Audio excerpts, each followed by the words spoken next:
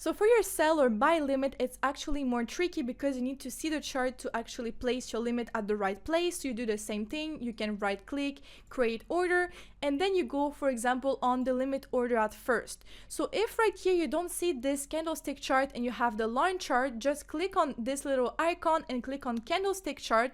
That way you will see the same thing on the right and on the left, and that way you'll be able to place your limit exactly where you want.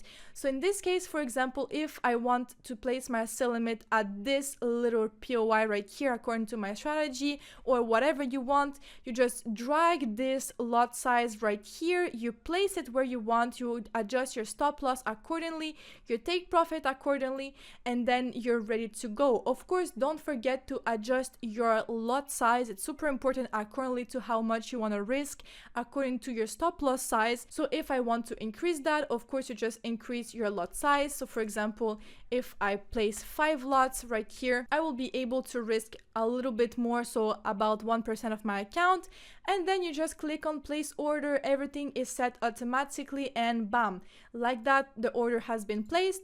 And at this place right here with this exact stop loss and this exact take profit, when price will return to this level, you will get tagged in your position. If you want to cancel the limit order, it's actually quite simple. You just need to click on this little X right here. You can agree on this little button, or of course, if for example you don't want the quick trade mode right here, you can select your things right here. You can select double click. That way you will be sure to not close any unnecessarily positions. It's like a little security thing. Instead of just misclicking and closing your position, you can just double click. That way you're more sure, and you just click on OK. So in that way, for example, you need to double click on the X to close your position right here. So my limit order has been canceled right here if I don't want it anymore. If you want as well, you have an expire date right here that you can set up if your limit have an expired date, and if you don't, just put it none right here and it will not be canceled in any way.